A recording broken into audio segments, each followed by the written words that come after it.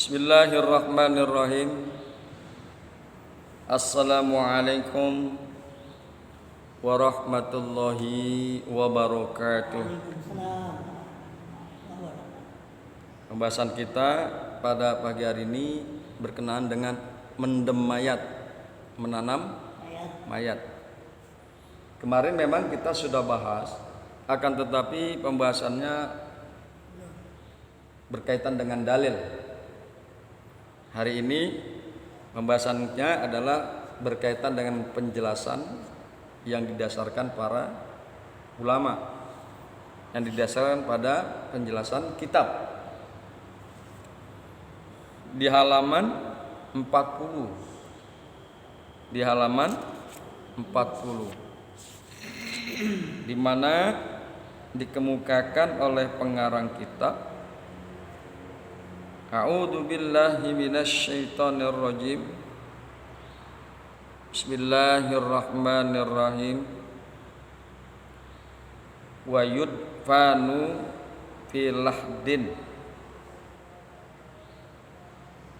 dan dikubur mayit di dalam lahat, mustaqbilal kiblati, dalam keadaan menghadap kiblat. Wa yusallu min kibali ra'sihi birifkin, dan diangkat mayat itu dari arah kepalanya dengan perlahan-lahan. Wa yaqulul ladzi yulhiduhu, dan membaca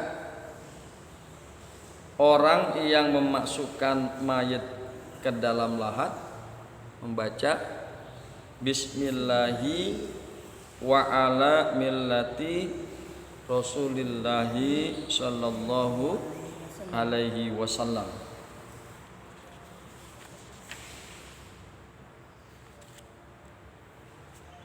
Wa yudja'u fil qabri ba'da ay yu'ammaqa qamatan wa bastatan, dan dibaringkan mayit di dalam kuburnya ba'da ayu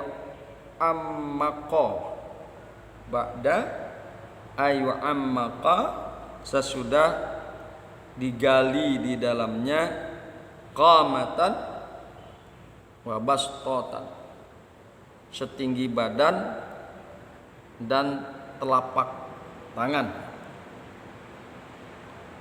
Wa yasta'ul qabru, dan ratakan kuburnya, dan kuburnya rata. Wa yasta'ul qabru wala yubna alaihi, dan tidak dibangun di atasnya. Maksudnya di atas kuburan enggak boleh dibangun. Wala yujassasu, dan tidak ditembok, tidak ditembok. Wala ba'sa bil bukai alal mayyiti, dan tidak menjadi dosa bil bukai alal mayyiti, dengan menangis kepada mayit. Enggak apa-apa nangisin mayit. Min ghairi nuhin, tidak dengan meratap, tidak dengan meratap. Wala syakki saubin, dan tidak menyobek baju.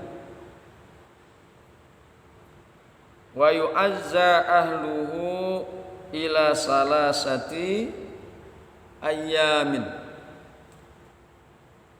dan dilayat, ditakziah keluarga mayit ila salasati ayyamin, sampai 3 hari. min dafnihi dari hari penguburannya, wala yudfanu isnani bi qabrin illa lihajatin, dan tidak boleh dikubur dua mayat fi qabrin di dalam satu lubang kubur illa lihajatin, kecuali karena ada hajat yang memaksa dalam satu lubang dikubur dua mayat. Itulah yang akan kita bahas pada pagi hari ini. Mudah-mudahan pembahasan kita bermanfaat dan bisa memberikan pengertian kepada kita tentang mulasara jenazah serta pola dan tingkah laku kita dalam menghadapi jenazah dan keluarga jenazah. Kemudian di dalam kitab penjelasannya dikemukakan wa yudfanul mayyitu fi lahdin, dan dikubur mayat fi lahdin di dalam lahat, mustaqbilal kiblati dengan menghadap kiblat, ya, wajahnya menghadap kiblat. Wallahdu, dan bermula lahat bi fathil lam dengan membaca fathah pada lamnya, wa dhammiha, dan membaca dhammah, wa sukunil ha, dan membaca sukun, ya. Lah, haknya dibaca sukun. Wallahdu ma yufaru fi asfali janibil kubri min kiblati, minal kiblati. Lahat itu adalah sesuatu yang digali fi asfali janibil kubri, pada bagian yang bawah, pinggiran daripada kubur, minal kiblati, dari arah kiblat, dari arah kiblat. Jadi seperti kita ini, jadi lahatnya yang adanya di sebelah kiblat. Kalau kita kan umumnya kiblat kita menghadap ke barat di sini. Jadi kalau kuburan itu lahatnya adanya di sebelah barat, bukan di sebelah timur lahatnya.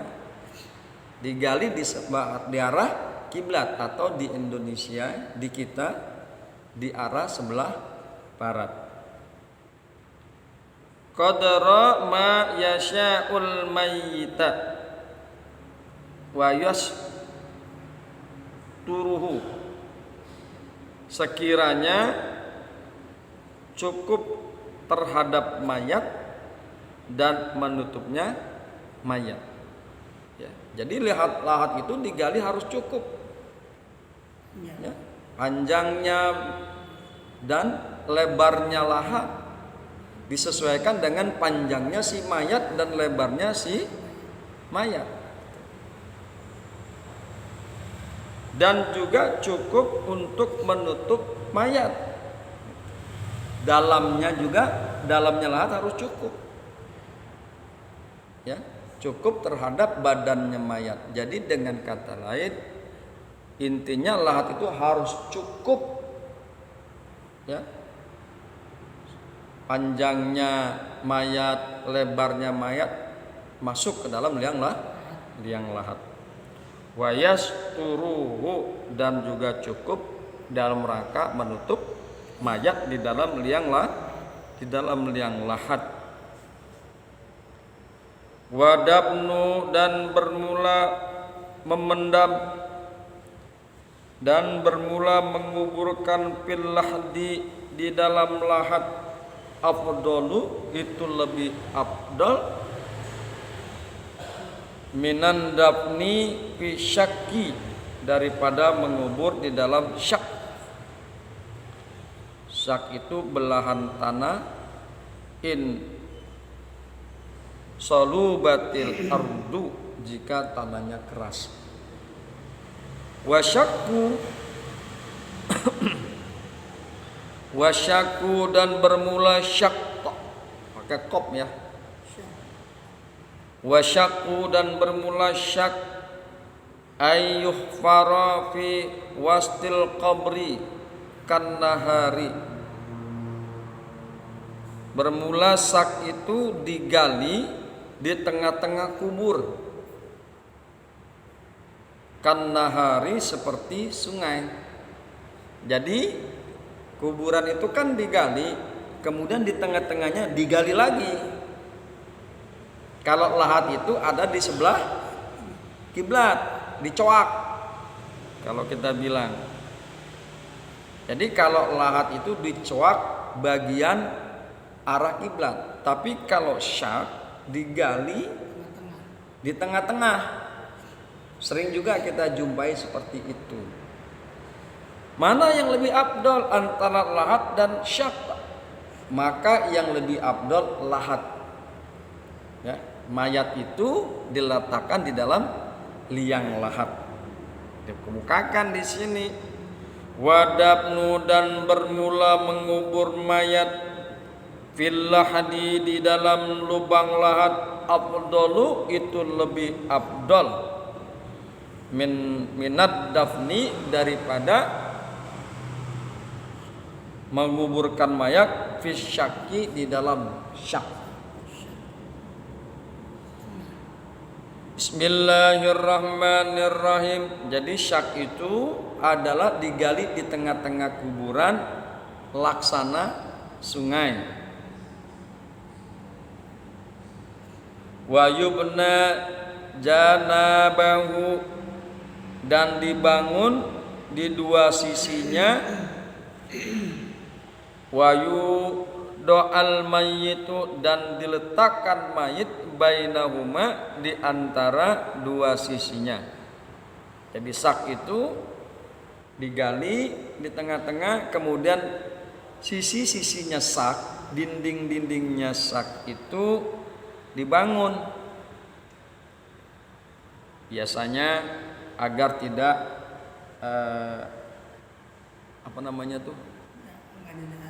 tanahnya biar nggak runtuh, maka dibangunlah biasa dengan bata. Ya. Nah mayat itu kemudian diletakkan di antara dua sisi tersebut. Ya.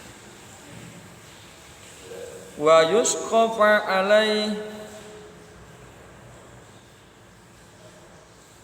bilabani dan ditutup di atas mayat dengan bata wa nahwihi dan seumpamane bata. Jadi dia digali seperti sungai, di atasnya itu ditutup di atas mayat. Ya. Baik menutupnya dengan bata ataupun dengan selain bata seperti bambu atau papan. Kalau kita kan papannya ada di sampingnya, tapi kalau sak itu ada di atas mayit. Karena memang bentuk liangnya ya begitu seperti sungai, maka di atas mayit penutupnya. Ya. Bismillahirrahmanirrahim. Wa yud'al mayyitu dan diletakkan mayit inda muakhiril qabri di belakang kubur. Wa fi ba'din nusahi dan pada sebagian kitab naskah. Ya. Ba'da mustaqbilal kiblati ziyadatun, ada kata-kata ba'da mustakbilal, sesudah mustakbilal itu adalah ziyadah, tambahan saja. Jadi nanti ada di dalam kitab yang lain ada tambahan seperti itu, ya. Wahia, dan yaitu yusallu min kibalir ra'si birifkin, yusallu min kibali ra'sihi, dan ditarik dari arah kepalanya mayat, ai syalan, dengan satu tarikan, setarikan, birifkin, dengan perlahan-lahan. Jadi diangkat si mayat itu pelan-pelan, ya. Mayat itu nggak boleh diangkat semaunya sendiri, keras, makanya diangkat pelan-pelan. Begitu juga dalam rangka memandikan mayat, ya, harus perlahan-lahan diusapnya. Jadi diangkat mayat itu dengan perlahan-lahan, layu nafa, tidak ditarik dengan keras. Ya, si mayat itu nggak boleh ditarik dengan keras.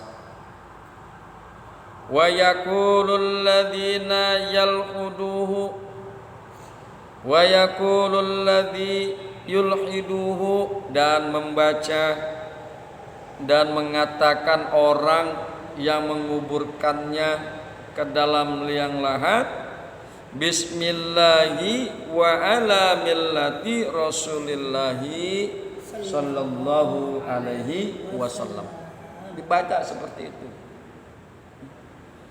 Di dalam hadis dikemukakan bismillahi wa ala sunnati rasulillahi sallallahu alaihi wasallam. Ini yang gak pernah dibaca. Makanya kita yang paham fikih, ketika kita menghantarkan mayat itu ke kuburan, diingetin, ya, kepada orang yang menguburkan, yang di atas, ketika mayat itu diangkat dan akan dikuburkan, baca ini, bismillahi wa ala millati rasulillahi sallallahu alaihi wasallam, atau berdasarkan hadis bismillahi wa ala sunnati rasulillahi sallallahu alaihi wasallam. Kemudian wa yudja'u fil qabri, dan dibaringkan di dalam kubur,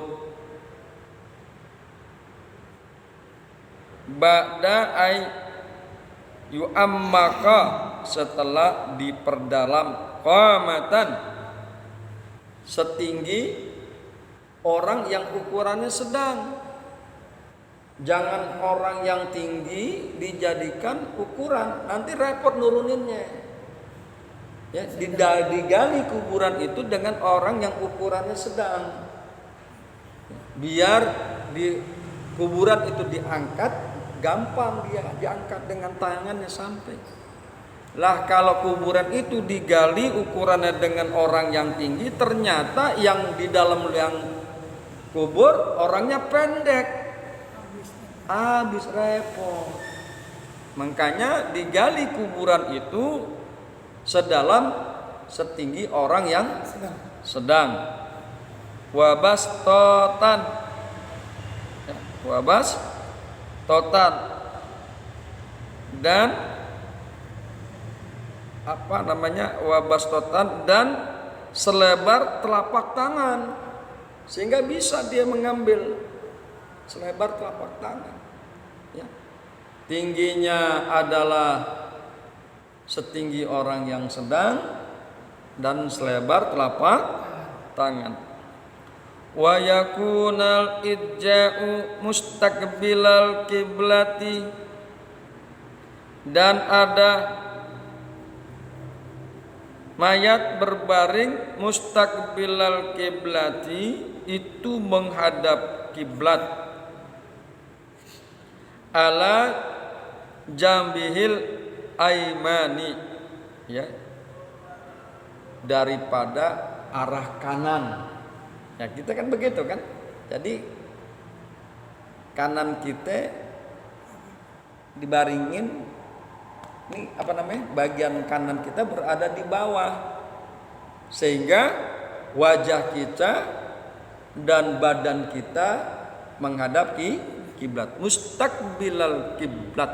Makanya dijelaskan oleh pengarang kitab, dan ada mayat itu berbaring menghadap kiblat daripada sisi mayat bagian kanan. Falau dupina mustaddiral kiblati, dan jikalau dikubur mayat membelakangi kiblat, ya, mayat dikuburin membelakangi kiblat, au mustalqiyan, atau terlentang, mayatnya kagak miring menghadap kiblat. Jika terjadi mayat itu dikubur membelakangi kiblat dalam keadaan terlentang, nubisa wawujiha, dan digali kembali dengan menghadapkannya lil kiblat, ke arah kiblat. Jika terjadi seperti itu, digali lagi, ya.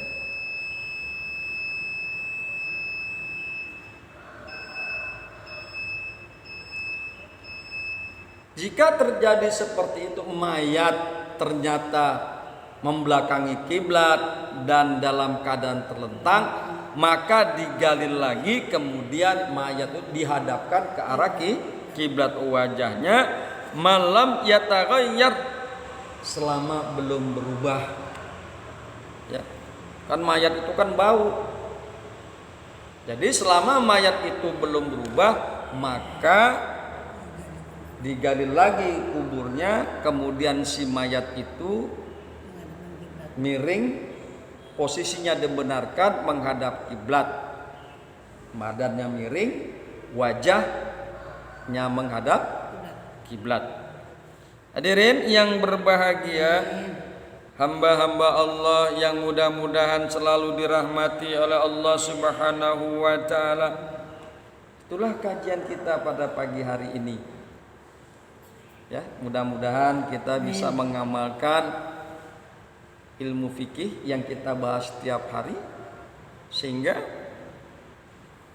ibadah kita, amal perbuatan kita sesuai dengan apa yang diinginkan oleh Kanjeng Nabi Muhammad sallallahu alaihi wasallam. Hadanallah wa iyyakum ajmain. Summa assalamu alaikum warahmatullahi wabarakatuh.